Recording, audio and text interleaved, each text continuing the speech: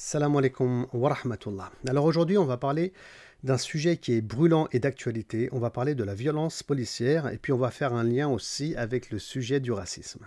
مولاي صل وسلم دائما أبدا على حبيبك خير الخلق كلهم. Salam alaikum. Donc aujourd'hui, on va parler de la violence policière. Donc c'est un sujet vraiment d'actualité. Et puis sur ma chaîne YouTube, on ne parlera pas que d'islam et de religion. Avec donc le Coran, son commentaire et la sira du prophète, la biographie du prophète sallallahu alayhi wa sallam à travers le Fath al-Bari de Ibn Hajar. Mais on parlera aussi de temps à autre de sujets liés à l'actualité. Alors là, c'est important. C'est-à-dire qu'on essaie de rendre cet islam un peu plus vivant et puis en tant que citoyen français, finalement, comment on peut vivre notre islam par rapport à l'actualité. Voilà, donc ça aussi, c'est une thématique qui me tient à cœur et que je vais essayer de traiter dans la mesure du possible dans les années à venir. Alors, violence policière, tout d'abord, c'est un grand mot en France, c'est un mot vraiment un peu dangereux quelque part. Pourquoi? Parce que le président lui-même ne veut pas, ou ne voulait pas, peut-être qu'il a changé d'opinion ces derniers temps, entendre parler de violence policière. Ne parlez pas de répression ou de violence policière, ces mots sont inacceptables dans un état de droit. Il faut arrêter de parler des violences policières. Je ne connais pas de policiers qui attaquent les manifestants. Alors, est-ce qu'il existe une violence policière? Telle est la question. Alors moi, j'écoutais Clément Viktorovitch, qui a des choses très très très intéressantes à dire dans son émission Click. Et si je devais faire un résumé, pour lui, oui, il existe. Je vais me mettre derrière lui quelque part, parce que ça aussi, je l'expliquerai pourquoi des gens comme moi, parce qu'on est aussi en même temps, je veux dire, des religieux, on parle d'islam, pourquoi il est difficile de parler librement, alors qu'on est aussi des citoyens français, je veux dire. Donc on ne devrait pas avoir de peur avec la liberté d'expression, on est dans un pays de droit, mais malgré ça, voilà, il y a de la peur. C'est justifié, et j'expliquerai ça après, Inch'Allah. Alors, ce Clément Viktorovitch, que j'apprécie d'ailleurs énormément, et c'est quelqu'un de très brillant, j'estime en tout cas de très brillant, qui dit que tout d'abord, c'est des faits établis. Voilà, la violence policière, aujourd'hui, c'est un fait. C'est pas quelque chose de discutable. Et là, il dresse une liste. Par exemple, il dit que cette liste, elle est dressable du fait qu'on a des centaines de vidéos aujourd'hui qu'on va trouver sur les réseaux sociaux et qui ont été publiées. Il parle d'un homme, à un moment donné, qui donne, pour exemple, qui aurait un policier qui a traité donc un arabe de bico. Bon, alors ça, bien sûr, ça ne m'a pas trop choqué en vérité, parce que il y avait aussi une fois, il y a quelques années, un syndicaliste de la police qui s'était d'ailleurs excusé par la suite, qui, en s'exprimant sur une chaîne de télé, ne voyait pas d'inconvénient qu'on traite un noir de bamboula, quoi. Je veux dire, c'était quelque chose de classique. Jeune fille qui disait on se fait contrôler, on se fait traiter de bamboula, on se fait cracher dessus. Peut-être que cette jeune fille affabule. Il y a aussi cette version-là qui fait qu'on en arrive à des extrêmes comme ça. Mais la version, j'ai la même. J'ai la même. Et je veux rester poli, mais j'ai la même. Parce que les mots bamboula, d'accord, ça ne doit pas se dire, etc. Ça reste encore à peu près convenable. Non. De l'autre côté, enculé de flic, c'est pas convenable non plus. Dans les deux sens, ça n'est pas non, mais convenable. voilà, mais pardon. Mais d'accord, mais c'est la conversation qu'il y a entre les deux. Ouais. C'est ça le problème. Alors, du coup, il y a ce problème des insultes, dont fait allusion Clément Viktorovitch, mais il parle aussi, dernièrement, d'une actualité qui était bouillante, d'un enfant qui s'est fait quand même, violenter par la police. Alors cet enfant, comment il s'appelait? Gabriel qui a 14 ans, donc il le cite comme exemple. Alors qu'est-ce qui s'est passé avec ce jeune Gabriel? Il s'est fait donc frapper et tabasser, on peut dire ça franchement, par la police. Pourquoi? Selon Clément, 3 dents cassées quand même, au final, c'est le résultat. Un trauma crânien, une fracture du maxillaire gauche, tout ça parce qu'il était en train de voler un scooter. Vous voyez, et donc, la police est venue et il est parti en courant et il s'est fait attraper. Et voilà le résultat. Vous voyez, voilà le résultat. Bon, et là, il y a des questions qui se posent. Et là, c'est moi qui ouvre une parenthèse. Est-ce que c'est normal qu'on en arrive à là? Je veux dire, il n'était pas, semble-t-il, armé, il fuyait. Est-ce que c'est normal qu'on arrive à ce résultat? Non, c'est pas normal, bien entendu. Pourquoi? Parce que j'estime que le citoyen français ou la police ne peut pas, elle, faire justice. elle-même. Donc elle a un travail, la police, hein, c'est d'arrêter quelqu'un qui fait du tort, qui fait du mal, et il faut qu'il soit bien formé par rapport à ça, bien entendu, et il faut aussi qu'ils aient les moyens de le faire correctement. Alors ça, c'est tout un débat, bien entendu, dans lequel je ne vais pas rentrer. Mais là, il a 14 ans, il y a eu de la violence.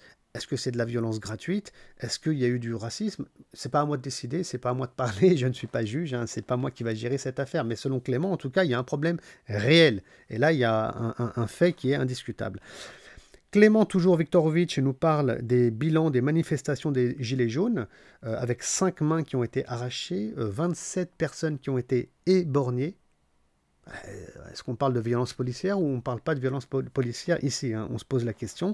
Et puis il ajoute aussi que on parle de violence policière de manière claire et explicite, hein, chez Amnesty International, à l'ONU, le Parlement européen, et tout ça c'est vrai, hein. Je suis allé contrôler derrière, et il y aurait même de la violence, je ne savais pas vraiment, j'ai appris ça, de la violence envers les journalistes, hein, et ça a été dénoncé par leur syndicat. Voilà, donc pour lui, Clément Viktorovitch, il y a de la violence policière, c'est clair et net. Alors il aurait pu parler d'autres points aussi, hein. Il ne l'a pas fait faute de temps, j'imagine. L'affaire Théo, ça, je m'en souviens encore. Franchement, ça m'avait choqué énormément. C'était en 2017. Je veux dire, cet homme-là, on lui a enfoncé quand même une matraque dans l'anus, hein, avec 10 cm de profondeur. Et en 2019, donc on apprend qu'il est handicapé à vie. Voilà, toute sa vie, il aura des séquelles. Voilà. Donc, alors c'était 4 policiers, hein. Donc il y en a 3 qui ont été suspendus une année, puis ils ont repris le service. Il y en a un, je ne sais pas trop ce qu'il est devenu. Mais quand même, voilà, on s'interroge. Je veux dire, comment une matraque peut se retrouver en ce lieu? Comme ça, je veux dire, sans qu'il y ait eu une violence. Non, c'est quand même compliqué d'enfoncer ça dans cet endroit-là. Je pense qu'on est tous d'accord. Et on s'interroge, hein. On n'a pas forcément de nouvelles de ce qui se passe, le citoyen il ne sait pas trop, il se dit voilà, peut-être que demain ça sera moi. Et puis à chaque fois aussi on remarque que les gens ils sont peut-être arabes, je veux dire les victimes, ou ils sont noirs, et là on se dit mais est-ce que c'est pas du racisme quelque part, ou ces gens, ces policiers qui font ces actes-là ne sont pas racistes? En tout cas c'est des questions moi qui me semblent quand même assez légitimes, surtout que maintenant c'est très médiatisé, il y a beaucoup de choses qui sont filmées, et c'est quelque part normal que avec ce qui se passe aux États-Unis, que ça explose aussi en même temps en France. Mais bon, je suis content, alhamdoulilah, que les choses se passent quand même de manière assez pacifique, hein, en France, et qu'il y a une réaction, en tout cas je l'espère, qui sera positive, hein, de la part de l'État français. C'est ce qu'on espère, hein. On espère vraiment que ces choses-là ne tournent pas à la haine, ne tournent pas en règlement de compte et en violence, mais bon, voilà, on garde un bon espoir. De la violence, il y en a eu énormément, et Clément Viktorovitch parle aussi de personnes qui ont été tuées, et ça tout le monde le sait, comme Cédric Chouira, Aboubakar Fofana, Zineb Ridouane, Adama Traoré, Amin Bentounsi et d'autres encore. Donc il dresse ici une liste qui pourrait vraiment s'allonger en vérité entre les blessés graves et les morts. Voilà, donc écoutez, selon lui, il y a de la violence policière, selon beaucoup de gens aujourd'hui, il y a de la violence policière, il faut en parler, et donc le gouvernement aussi, j'ai l'impression, est en train de changer de discours, il est en train de revoir un peu la chose, et donc on va d'ailleurs parler de ce rapport de force avec le peuple qui est dans la rue, qui est un rapport de force intéressant, et puis c'est un droit aussi, hein, qu'on a de manifester quand même, un droit fondamental dans notre pays. Alors maintenant j'aimerais quand même soulever une question importante pour aller un peu plus loin sur ce sujet-là. Pourquoi, j'ai vu ça, des questions qui sont posées ici et là sur Internet, pourquoi les imams ne s'expriment pas sur le sujet? Pourquoi les religieux ne s'expriment pas sur le sujet? Bon écoutez, tout d'abord, je n'aime pas faire de constats généraux. Moi, je n'ai pas interrogé tous les imams de France pour me fixer, bien sûr, une idée précise, hein, je ne sais pas, hein. Maintenant, ce qu'on voit sur Internet, c'est des imams qui sont minoritaires, qui ont l'habitude de faire des vidéos sur YouTube et de s'exprimer. Donc là, si on parle de ça, bon, peut-être que oui, effectivement, il n'y a pas de choses qui sont dites, hein. Après, il faudrait leur demander pourquoi. Mais en France, on ne sait pas vraiment ce qui se passe dans les mosquées. Mais maintenant, j'aimerais comprendre quand même, je veux dire, pourquoi, quand même, tout le monde ne s'exprime pas chez les musulmans sur cette thématique? Pourquoi tout le monde ne l'investit pas, cette thématique? Pourquoi les imams, etc., les religieux n'en parlent pas comme ça, mais clairement, ouvertement, librement? Alors, je pense qu'il y a quand même plusieurs motifs. Tout d'abord, la peur. La peur de se faire taxer d'islamiste, ou la peur de se faire taxer d'une appartenance à un islam radical. Et ça peut causer du tort. Je veux dire, rien que la vidéo que je suis en train de faire ici, il suffit que les identitaires prennent une phrase ou quelques mots, ils vont écrire 20 pages à côté et ils vont m'écrabouiller. Ils vont me calomnier, ils vont me massacrer. Hein, et il n'y aura personne pour les stopper. Hein. Je veux dire, Facebook, même eux, laissent passer, tout le monde laisse passer. Voilà. Même Mediapart sur leur blog, c'est un blog, hein, donc tout le monde est plus ou moins libre d'écrire ce qu'il veut. Même là, ils laissent passer. J'ai beau leur écrire parfois, non, ils laissent passer. Voilà. Donc c'est compliqué. Il y a une peur, voilà, il y a une peur. Surtout qu'un imam, quand même, il est salarié d'une mosquée, il y a une association et il y a des rapports avec le préfet. Donc il y a cette peur aussi que, je veux dire, pour une phrase qui va être interprétée, qu'il y a une attaque, que l'imam perde son boulot. Donc il a une famille quand même derrière à gérer, il y a de la peur, c'est normal. Tout ça parce que le préfet, je sais pas, peut-être qu'il a reçu un coup de téléphone, peut-être qu'il veut mettre la pression, peut-être qu'il veut faire taire l'imam, en fait on n'en sait jamais rien. Et ça c'est pas quelque chose que j'invente. Alors ici j'aimerais mettre une photo, vous allez mieux comprendre, de cas qui ont eu lieu en France. Moi je connais pas ces mosquées-là, mais on va lire ensemble. En haut à gauche, Vauréal, la mosquée annule un débat sur l'islamophobie à la demande du préfet. Et là, il n'y a rien eu en fait, hein, il n'y a pas eu d'acte condamnable. C'est-à-dire qu'avant même qu'il y ait juste un débat, hein, donc je veux dire, il y a quand même une certaine liberté d'expression. Pour l'instant, il n'y a rien qui a été dit. Moi, je lis juste le titre du Parisien ici. Je ne connais pas le problème. On annule un débat sur l'islamophobie avant qu'il ait lieu sur la demande du préfet. Donc ça fait peur. Imaginez quelqu'un maintenant qui va parler de la violence policière et il est imam. Et, si la mosquée est ferme à cause de lui, moi je pense que l'imam, il va devoir démissionner tout simplement. Donc ça fait peur. En bas à gauche, Masjid Al-Kawthar, que je ne connais pas non plus, 2 mois après la fermeture temporaire de la vieille mosquée de Grenoble, pour soupçon de prêches radicaux, le préfet a affirmé ce lundi, lors d'une réunion, etc., que la mosquée ne rouvrira pas avant le ramadan. Mais moi ce qui m'intéresse, c'est le début, pour soupçon de prêches radicaux. Donc c'est un soupçon. C'est un soupçon, c'est-à-dire qu'on est un soupçon, hein, je veux dire, c'est un doute, on n'est pas sûr, ça n'a pas été jugé par la justice française, juste par un soupçon, quoi, je veux dire. C'est comme quelqu'un, par exemple, peut-être qui va me soupçonner de vouloir du mal à la France. C'est un soupçon, on pense, je crois. Je veux dire, là, ça fait vraiment peur. Donc peut-être que le mieux, c'est de se taire, en fait, hein, de rien dire, quoi. Je veux dire, pour des soupçons, pour un malentendu, pour je ne sais pas quoi, ou je pense que on peut avoir des soucis. Je veux dire, même donc voilà, je pense que ça va expliquer le silence de certains, et ça, on peut l'entendre. Le deuxième point aussi, c'est que la moindre phrase peut être interprétée, et vous pouvez servir de bouc émissaire au niveau des médias, malheureusement. Moi, j'ai rien de personnel contre les médias, sincèrement, hein, mais des fois, franchement, il y a un abus aussi de leur part. Hein, il y a un abus de leur part, hein, la preuve, hein, je vais pas faire un dessin sur le sujet, hein, mais Zemmour, il est encore sur CNews. Il a été condamné, c'est écrit là, Le Monde, définitivement condamné pour provocation à quoi? C'est pas une provocation à l'amour et au vivre ensemble, hein.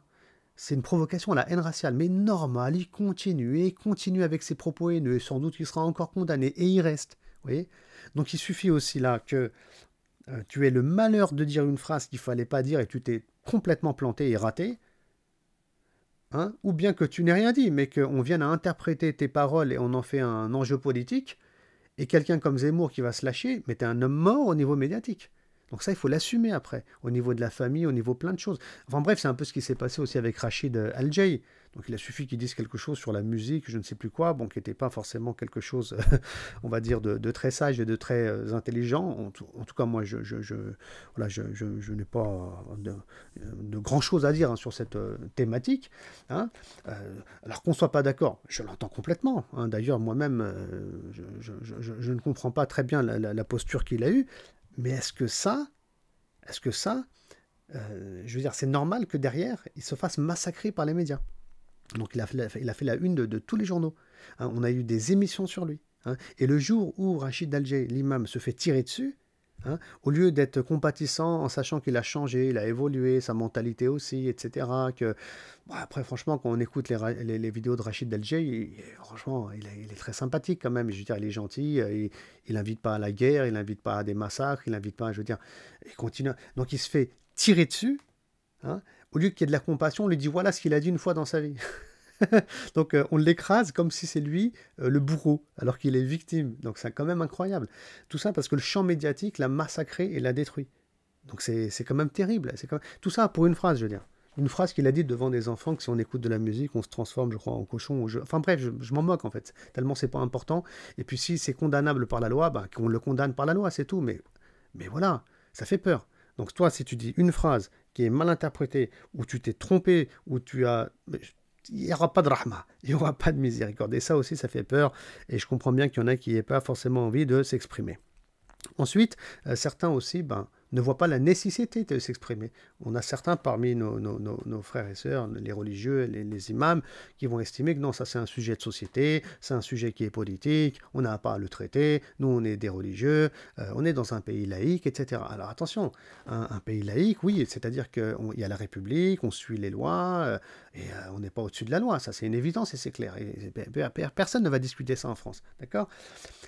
Mais qu'on ne vienne pas à traiter de sujets qui sont quand même d'actualité et qui ont comment dire, un lien avec l'humanité, je veux dire le racisme, la violence, et qu'on ne traite plus ces sujets-là, ça devient problématique. Le prophète sallallahu alayhi wa sallam lui-même, il appelait au bien, ce qu'on appelle al-amr bil ma'rouf, hein, il montrait du doigt aussi ce qui était blâmable et mauvais. Et donc là, on parle de problèmes de société. Ça peut être de la calomnie, ça peut être du vol, ça peut être des arnaques, ça peut être du racisme, ça peut être tout ce qu'on veut. Hein. Et d'ailleurs, le prophète sallallahu alayhi wa sallam, avant la première révélation, il y a cet événement qu'on appelle Al-Fudul, qui est très intéressant. On est à la Mecque, donc les gens à l'époque sont des idolâtres, ils adorent des statues. Le prophète sallam, lui, il s'isole un peu, il n'est pas forcément comme les autres, hein. Il a une croyance en un Dieu unique. Bref, ça se passe avant la première révélation. Il y a un commerçant qui vient à la Mecque et se fait voler par un notable idolâtre de la cité, qui ne veut pas le payer. Alors l'autre est tout seul, hein, il n'a pas de tribu pour le protéger, il va appeler les gens, les habitants de la ville, quoi, le peuple, hein, il leur dit, mais écoutez, venez à mon secours, moi on m'a arnaqué, on m'a volé. Et c'est ce que va faire le prophète sallallahu alayhi wa sallam avec son clan, les Bani Hashim, et d'autres clans encore, ils vont être 5 clans, hein, ils vont signer des accords et un pacte, et ils vont aller ensuite réclamer donc ce bien, cet argent, chez le notable qui a volé ce commerçant. Et il va payer.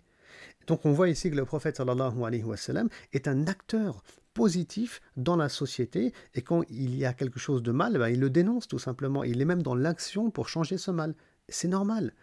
Qui aujourd'hui en France, franchement, qui aujourd'hui en France dit non, c'est bien la violence? C'est pas possible. Être contre la violence, c'est quelque chose d'humain et d'universel. Qui aujourd'hui dit ah non, le racisme c'est bien? Non, c'est condamnable par la loi et par l'homme, l'être humain. Le racisme, c'est quelque chose de mauvais et de malsain. Et donc un musulman devrait en parler en toute liberté, de parler de ces valeurs qui sont humaines et être aussi aux côtés de ceux qui luttent, en fait, hein, tout simplement, sur le terrain, à travers des actions, des manifestations, bien sûr, quand tout cela est pacifique, hein, sans violence, encore une fois, hein, il faut le dire, il faut le souligner 20 fois d'ailleurs, hein, mais bon, alhamdoulilah, pour l'instant, les choses se passent plutôt bien, mais il peut investir ses luttes et il peut en parler librement. D'ailleurs, ici, le sujet consiste à dire, mais qu'est-ce qu'on pourrait dire aux musulmans par rapport à cette thématique? Oui, là j'ai donné des arguments, mais est-ce qu'il y en a d'autres? Il y en a un argument important pour moi. C'est un hadith du prophète sallallahu alayhi wa sallam qui dit que le musulman, quand il voit des choses qui sont mauvaises et mal, il change ces choses par la main. Là, ça ne veut pas dire la violence, la main ici, hein. Ça veut dire par une action intelligente, organisée, structurée, etc. Hein. S'il ne peut pas, parce qu'on ne lui donne pas cette liberté-là, parce que les gens, ils veulent de la violence, ils veulent le mal, qu'est-ce qu'il fait? Il condamne, en fait, hein, par la langue. Et s'il ne peut pas condamner par la langue, alors au minimum, s'il n'a même pas la liberté de s'exprimer, alors au moins qu'il déteste au fond de son cœur, là où que personne ne pourra lire et voir, qu'il déteste au plus profond de son cœur le mal qu'il est en train d'observer. Et c'est comme ça qu'on doit être. C'est-à-dire que le meilleur d'entre nous, quelque part, sera celui qui va être actif dans la société, en tant que citoyen français, de confession musulmane, pour que cette haine vienne à disparaître, pour que ce mal, ce racisme disparaisse, et que cette violence disparaisse, qu'elle soit policière ou non policière d'ailleurs, parce que la violence ne concerne pas du tout que la police. Et je vais y arriver dans un instant. D'ailleurs, il m'est déjà arrivé de faire une conférence. Une fois, je faisais une conférence, hein, c'était à Paris, c'était il y a longtemps. Hein. Et puis là, il y a un groupe d'individus qui vient vers moi. Alors, je me suis dit, ils ont l'air costauds, tout ça, qu'est-ce qu'ils veulent? C'était des policiers. Alors, j'ai sorti mes blagues, hein, parce que moi, je suis quelqu'un qui aime bien rigoler. Hein. J'espère que vous venez pas m'arrêter. Hein. J'ai rien dit de méchant, ça va. Ah, non, non, ça va, c'est très bien ce que vous avez dit, monsieur Sédic. Non, mais bon. C'était des musulmans, en fait. Hein. Et ils s'interrogeaient, franchement, à l'époque déjà, mais ouais, franchement, non, ils m'ont dit, on voit des choses dans la police, on entend des choses, c'est blessant, c'est horrible, c'est pas bien. On n'est pas bien des fois. On ne devrait pas démissionner, partir. Non, non, non, non, au contraire, non. Au contraire, non. Hein, qu'on soit policier ou gendarme, d'ailleurs. Hein. Non, il faut rester, en fait. Parce que les gens de bien, c'est pas eux qui doivent partir. C'est les gens qui sont mauvais, qui sont violents et qui sont racistes qui doivent être condamnés. C'est eux qui doivent quitter la police. Ça, c'est une lutte aussi. C'est-à-dire, encore une fois, je reviens au hadith du prophète, sallallahu alayhi wa sallam. Donc, aux Français de confession musulmane qui sont dans la police, de changer les choses de l'intérieur, en menant des actions intelligentes, dans le cadre de la loi française, bien entendu, mais encore faut-il le souligner, parce que nous aussi on a peur, hein, bien sûr, par rapport à ce qu'on va dire, et je vais m'expliquer davantage sur cette question dans un instant. Et si on ne peut pas, qu'on condamne au moins, mais qu'on soit dans l'action, parce que si tout le monde part, et qu'on laisse faire les choses, ça va aller de plus en plus mal et ça va aller de dérapage en dérapage. Et ensuite, bien sûr, toute la police n'est pas mauvaise. Franchement, il faut le dire, il faut le souligner. Hein. Mais quand même, il y a quelque chose qui me chagrine et qui me taquine et qui m'embête en ce moment. Hein. C'est d'entendre beaucoup de journalistes à la télévision de dire oui, mais la police, elle est très bien, à 99%, tout le monde est très bien, il y a des cas comme ça, mais il ne faut pas généraliser. Ok, mais on aimerait bien entendre aussi ces mêmes journalistes, hein, et parfois certains politiques aussi, dire la même chose quand c'est les musulmans qui sont attaqués. C'est-à-dire que ce n'est pas tous les musulmans qui sont terroristes, ce n'est pas tous les musulmans qui veulent du mal aux autres. Là, c'est pareil. Et en fait, moi, je veux dire, on s'étouffe dans ce sujet-là. Genre, dans la police, tu as des gens mauvais et des gens bien. Chez les musulmans, pareil. Alors, avec les musulmans, on amalgame, par contre, hein, énormément. Donc, par contre, on déteste amalgamer avec la police. En fait, il faut arrêter ça aussi. Qu'on soit musulman, chrétiens, juifs, athées, bouchers, si vous voulez, enseignants, policiers. Vous pouvez rajouter n'importe quel corps de métier. Il y aura des gens bien et il y aura des gens mauvais. C'est comme ça. L'être humain, il est comme ça. Voilà. Et donc c'est le bien qui doit prendre le dessus sur le mal, tout simplement. Et quand je parle de bien, ici, je parle de valeurs humaines universelles. En France, nous, quand on était petits à l'école, on nous a dit liberté, égalité, fraternité. Donc la liberté, ok. Égalité, ok. Fraternité, ok. Donc il faut faire vivre ces valeurs-là. Le racisme, non. Ça n'existe pas normalement. Quelqu'un qui dit ah non, le racisme c'est bien, et il faut continuer dans cette voie-là. C'est pas censé exister. Si ça existe, ben, il faut le condamner. Et puis il y a des lois qui le condamnent. Mais des fois, on s'interroge. On s'interroge parce que c'est ça qui fait peur aujourd'hui. La population, quand elle sort dans la rue, il y a des raisons. Ça fait peur. Voilà. Donc on a par exemple les identitaires. On pourrait en parler des identitaires. Brièvement. Voilà. Donc eux, bah, on leur dit rien, j'ai l'impression, on leur dit mais très peu, et ils ont une grande liberté. Ça fait peur, vous voyez, ça fait peur. Et donc, voilà, on veut lutter contre le racisme, mais on laisse le racisme s'agrandir en France. Alors on se demande pourquoi. Donc je pense que c'est toutes ces questions aujourd'hui qui sont un peu sur la table. Alors je vais prendre ici quelques éléments. Hein. Lyon, les identitaires patrouillent dans les transports pour se substituer à l'autorité publique. Carrément, quoi. Carrément. Ils sont à Lyon, normal. Ils patrouillent, c'est eux la police, c'est eux l'État. Voilà. En bas, avec le point ici, Paris, la patrouille anti-racaille de génération identitaire dans le métro. Le mouvement jeunesse du bloc identitaire, sous prétexte d'assurer donc une meilleure sécurité, a patrouillé 45 minutes dans le métro de la capitale. Et on les laisse faire, hein. Ça continue. Hein. Donc vous pouvez même lire les dates. Hein. Des fois c'est 2014, des fois c'est 2020, des fois c'est 2018 ici, hein, avec l'Obs. Extrême droite, cet international identitaire qui prépare la guerre. Alors ça, franchement, c'est le top. Ça. Enquête, musculation, autodéfense et conférences politiques. Chaque été, une petite armée de jeunes adorateurs de l'Europe blanche se réunit dans un camp secret en France. De Paris à Vienne et Berlin. Et on leur dit rien. On leur dit rien. Donc, alors après, on comprend que certains s'interrogent. Est-ce qu'il y a un racisme, des fois, qui est même au niveau de l'État? Est-ce qu'il y a un racisme généralisé? Est-ce qu'on laisse faire le racisme? Je veux dire, c'est justifié. Cette peur, elle est justifiée. Les inquiétudes sont justifiées, quoi. Donc, en bas à droite, les identitaires font la guerre de la com aux migrants. Alors ça aussi, c'était intéressant. Où c'est eux qui commençaient à ne pas laisser rentrer les migrants en France. Donc, où est la police? Donc je veux dire, il y a des polices de frontières, il y a l'État qui doit jouer un rôle là-dedans, quoi. Hein, le groupuscule Génération Identitaire mène dans les Alpes une opération minutieuse qui embarrasse la police. Bah, bien sûr qu'elle va être embarrassée, ça c'est la moindre des choses. Mais qu'est-ce qu'elle va faire la police aussi si on les laisse faire? Il y a un problème. Là, pareil, on vient de découvrir sur Facebook qu'il y a des groupes avec des policiers, des fois des groupes de 8000 personnes ou 9000. Ah, ils se lâchent complètement au niveau du racisme. Où est Marc, le patron de Facebook? Hein, toi, tu dis une petite phrase, je sais pas quoi, l'autre, il y aura peut-être un identitaire derrière ou un raciste qui va te signaler à Facebook et ta page elle disparaît pendant un mois. Mais eux, on les laisse tranquilles. Franchement, je veux, ne pas être dans le complotisme, je déteste ça. Deux, je ne veux pas mettre la faute sur qui que ce soit parce que je ne suis pas au courant de ce qui se passe ni au niveau politique ni au niveau médiatique. Je ne suis ni journaliste ni politique et ça ne m'intéresse pas plus que ça. Par contre, je fais un constat, un peu comme fait Clément Viktorovitch. Ça, c'est des faits, ça. C'est des faits, je ne l'ai pas inventé. Les journalistes ne l'inventent pas non plus. Sauf si c'est des menteurs, là, il faudrait les condamner. Mais il y a un problème, voilà. Donc il y a de quoi avoir peur, il y a de quoi avoir des inquiétudes en France. Où est-ce qu'il va? Qu'est-ce qui se passe? Hein? Surtout que Emmanuel Macron, donc il est venu avec un nouveau mot, peut-être qu'on aura l'occasion de faire une émission dessus, le séparatisme. Le séparatisme. Bah, c'est quoi le séparatisme? CNRTL. Je suis allé voir un peu la définition. Volonté attribuée à un groupe humain, géographiquement localisé, et possédant une homogénéité ethnique, linguistique ou religieuse réelle ou supposée et une tradition historique commune, de se détacher de l'État, hein, dont il fait partie pour constituer une entité politique autonome. Mais ça, c'est ce que font les identitaires, en fait. Je répète la fin, de se détacher de l'État. Ils se sont détachés. Et c'est eux qui font la police, c'est eux qui jouent, on dirait un État dans un État, hein, dont il fait partie pour constituer une entité politique autonome. Et donc, quand on parle de séparatisme, sincèrement, je veux dire, les musulmans, ils ne font pas ça. C'est pour ça que je ne comprends pas, moi, aussi, le sujet du séparatisme musulman. Le séparatisme, bien sûr, il ne peut pas y avoir un État, une entité qui ne respecte plus la République, qui ne suit plus les règles, Non, ça, c'est pas possible, bien sûr, en France. C'est le chaos, ça serait le désordre. On ne peut pas accepter ça. Ça, c'est clair. Mais est-ce qu'on voit ça chez les musulmans? Est-ce que vous avez vu des musulmans, vous, qui sortent, qui patrouillent dans, je veux dire, en plein centre-ville, à Intermarché, à Carrefour, en disant « Madame, votre jupe, elle est trop courte ».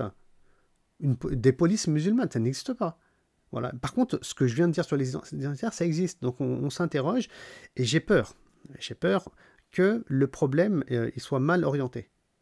Il soit très très mal orienté. Et que le peuple français, et nous-mêmes, des fois, on se dise, mais qu'est-ce qui se passe? Il y en a à qui on donne toutes les libertés de parler, alors que nous, on ne peut pas s'exprimer. Ou il est difficile de s'exprimer. Je veux dire, des fois, juste parce que tu es musulman, ça peut être un problème. Ça peut être un problème, tu peux avoir des soucis. Juste parce que tu vas t'exprimer sur un sujet de société exactement comme je suis en train de le faire, ça peut être un gros problème. Je pèse mes mots, là vous allez dire, non, il délire là, il est en train de... Non, je délire pas, moi j'ai pas oublié ça, les perquisitions. On va revenir dessus, vous vous souvenez peut-être de Emmanuel Valls. Emmanuel Valls, hein, les perquisitions avec l'état d'urgence. Moi je me souviens, franchement, j'étais choqué. Hein. Ah, j'étais choqué. Hein. J'avais peur qu'ils viennent défoncer ma porte. Pourquoi? Bah, pas pour rien. Je suis un religieux, je parle de Dieu, je parle de l'islam, peut-être que ça suffit, franchement, on ne sait pas. Alors, je pèse mes mots. Perquisition musclée, en haut. Assignation abusive, les dérives de l'état d'urgence. Donc il y a des dérives. Et ça, c'était contre des musulmans. Avec un état d'urgence, il y avait eu un attentat, etc. C'était complètement en roue libre hein, à cette époque-là. Perquisition musclée à Strasbourg pour une barbe et du bicarbonate. Je ne me souviens plus quel média c'est. Le 21 novembre, les forces de l'ordre débarquent dans l'appartement d'un homme de 80 ans à Strasbourg. Choqué par la violence de l'assaut, l'homme fait un malaise et doit être hospitalisé. Son appartement est dévasté. Après, on nous dira qu'il n'y a pas de violence policière. La famille musulmane témoigne du traumatisme subi pour une fiole de bicarbonate de sodium et une barbe. Au milieu, les abus de l'état d'urgence. Le point. Plus de 1200 perquisitions administratives ont été effectuées depuis le 13 novembre. Des associations dénoncent des excès des forces de l'ordre. Donc ça, c'était en 2015, hein, ça a été publié. etc. Alors l'État condamne pour, alors ça je me souviens, condamné pour une perquisition musclée dans un restaurant halal dans les attentats du 13 novembre. Alors ça je me souviens bien. Tout simplement parce que ça avait été filmé en fait par les caméras du restaurant. Et il y avait le gérant, il était là, la police voulait défoncer une porte dans le restaurant. Elle leur a dit écoutez, j'ai la clé, je peux vous ouvrir. Ils ont défoncé quand même la porte. C'est grave, quoi, je veux dire, d'en arriver à là. Hein. Donc ils ont défoncé la porte, ils ont dévasté le restaurant. Après, il y a eu une enquête, ça dure longtemps aussi en France, une enquête. Hein. Et au final, il n'y avait rien, ils étaient innocents, tout simplement. Et donc ça revient aussi, encore une fois, est-ce qu'on a une liberté, nous, de parler quand on voit d'autres comment ils s'expriment et on leur dit rien? C'est vraiment inquiétant, voilà, c'est inquiétant. C'est très inquiétant. Alors moi, je crois, bien sûr, en une France meilleure. Voilà, j'y crois, je suis né en France, je suis bellifontain, et je crois en une France meilleure. Et puis j'espère que l'actualité fera que la France va sortir grandie et qu'il va y avoir des améliorations dans ce pays par rapport au racisme, par rapport à la violence, qu'elle soit policière, encore une fois, ou autre. Et que finalement, les droits des uns et des autres seront respectés et qu'on arrivera à faire taire tous les gens qui sont violents, qui sont haineux et qui sont dans le racisme. Liberté d'expression, mais jusqu'à où en fait? Et pour qui? J'espère vraiment que les événements actuels vont nous faire progresser et vont rendre ce pays meilleur. Alors bien sûr, je suis certain que certains m'écoutent là et disent c'est pas possible, il faut pas rêver, il faut pas ceci, il faut pas cela. Non, non, non, non, c'est possible.